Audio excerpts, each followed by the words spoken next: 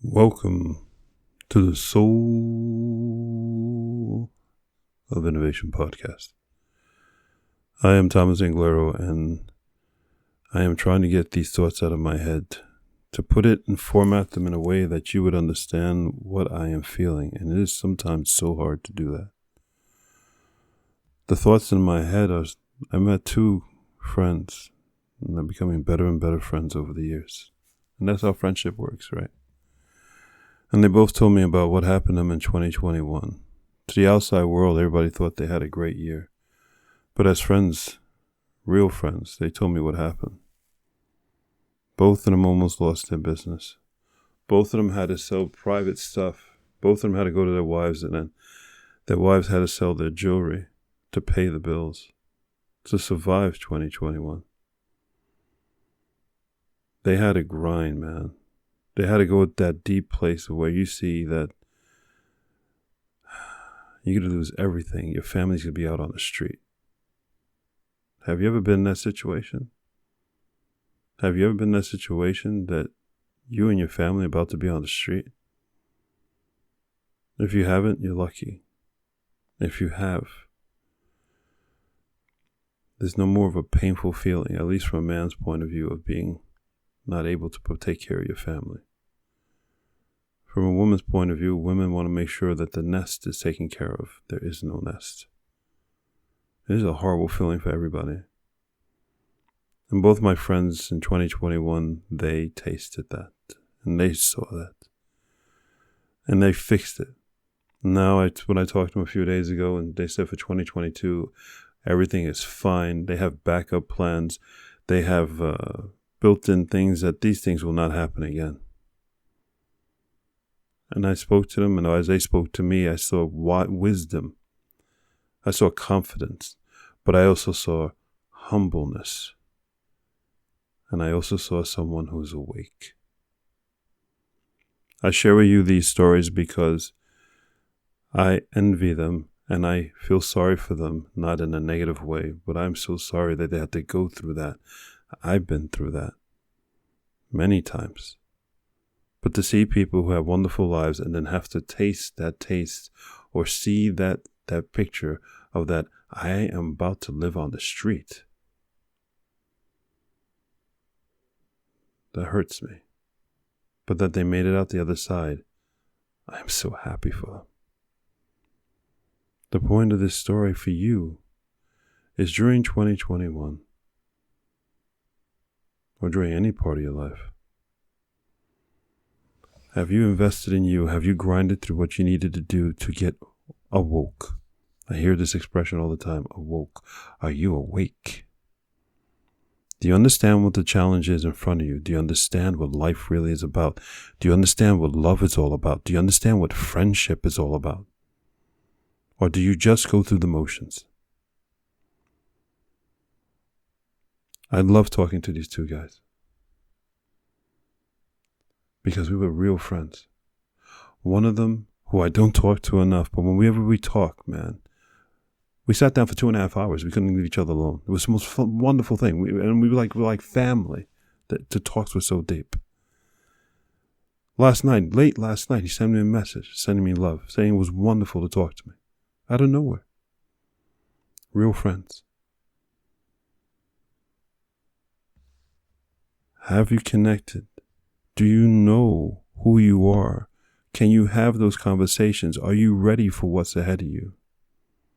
Do you know where you need to be? I want you to be ready. I want you to be honest with yourself. Have you addressed the things you need to address? Life is happening. And you have to be ready. Go forth and spread beauty and light. I'm sorry for these strange messages I'm giving. It's just that I was touched by people who almost lost everything, and they made it. I'm inspired by that. I feel blessed to even know these people. But then I look around me and I see other people who are still asleep. And that means those people may, and most likely, are going to have to go down like my friends have gone down before they wake up, and they may not wake up. And I don't want that to happen to you. Look at your situation around yourself right now. Have you addressed what you needed to address, or have you put it off? Or are you continuing some ridiculously bad habit? You are causing the hole that you're digging to be deeper and deeper. And why are you doing that to yourself? Why? The only way to fill that hole is by addressing all those issues, going through the pain, taking your licks, your wounds, eating crow, use whatever expression you want, paying your dues, and then the hole starts filling, and then you start growing. And then once the hole is filled, there's no more negativity, there's no more doubt, there's no more badness that's going to come into your life. But if you don't do this, if you don't be real with yourself, man, this world's going to eat you alive. If it's not eating you alive already, look in the mirror. Do you look older than you're supposed to be? I remember reading the book of Dorian Gray. If you don't know what I'm talking about, just go on Google, search the book of Dorian Gray, or the picture of Dorian Gray. I think that's what it's called. Dorian Gray. The story goes that Dorian Gray, this is man, very good looking man, but he didn't age because he made a deal with the devil. He was one bad guy. He killed people. He cheated. He stole. Adulterous. He did whatever he wanted. And he lived for years and years and years, but he never aged. And he would move around to different parts of the UK. This was in England time, took place in England. And I remember one time in his life, these two men cornered him in the alley, threw him against the wall, said, "We got you, Dorian. You did this to my wife. You did this. You stole money, da-da-da-da." And he was in the alley. He stood in the light. He came out of the shadow and stood in the light and looked at the two gentlemen and said, "Gentlemen, look at me. The person you're talking about did this to you 10 years ago. Do I look like I'm that old?" They go, "No. Oh, I'm so sorry, sir. I'm so sorry." The deal he made with the devil was that the painting that he had, it aged. He had this painting in his attic that every time he did something bad, he would go to the attic and look at the painting, and it got older and older and older.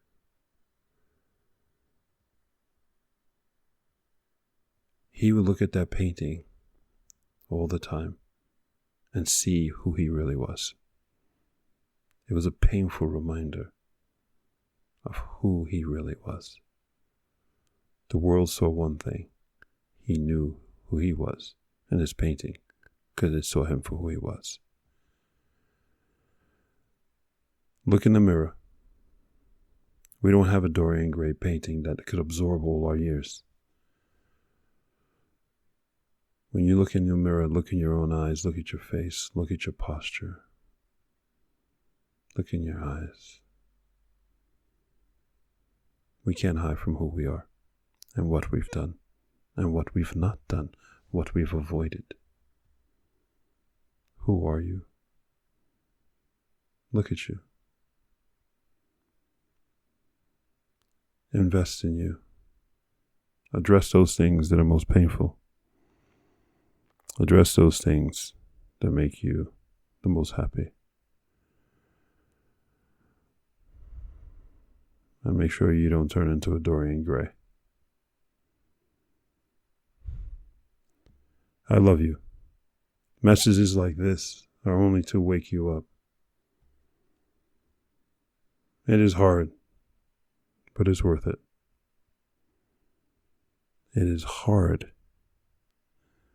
but it is worth it.